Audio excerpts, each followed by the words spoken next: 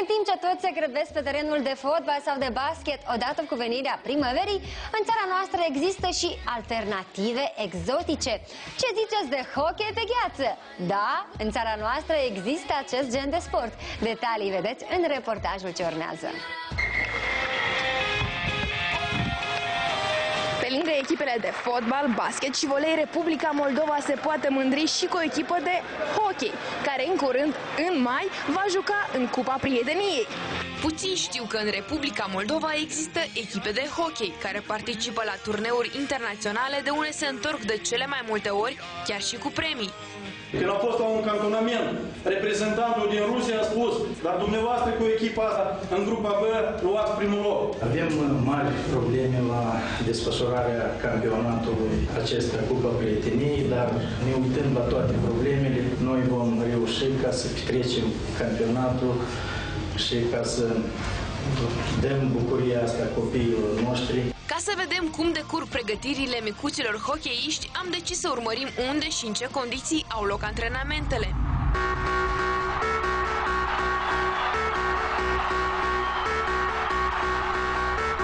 Именно в маленьких детях с 5-летнего, с 6-7-летнего возраста закладываются фундаментальные основы техники хоккея, игрового мышления. На сегодняшний день вот детская команда проявила себя на двух турнирах. На одном мы заняли 4-е место, на одном на турнире новогоднем мы заняли 3-е место. Un echipament pentru hockey cântărește până la 7 kg pentru copii, iar pentru cei maturi poate ajunge și până la 20 de kg.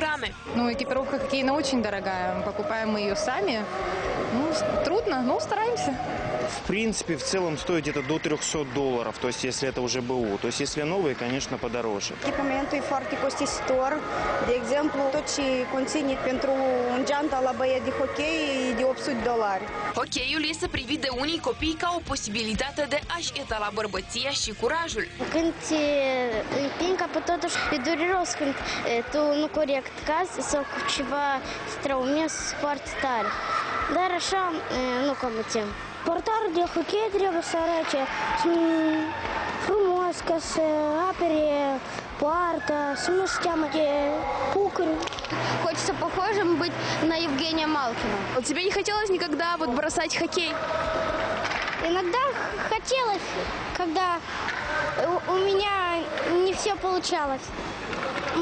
Но я держался и не бросал. Сейчас, конечно, немножко легче обстоит дело, поскольку муниципальный совет выделяет деньги для развития зимних видов спорта, в том числе и хоккея.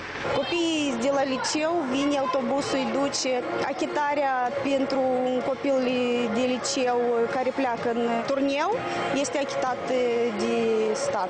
Totuși, tinerii hocheiști se confruntă și cu probleme de ordin tehnic.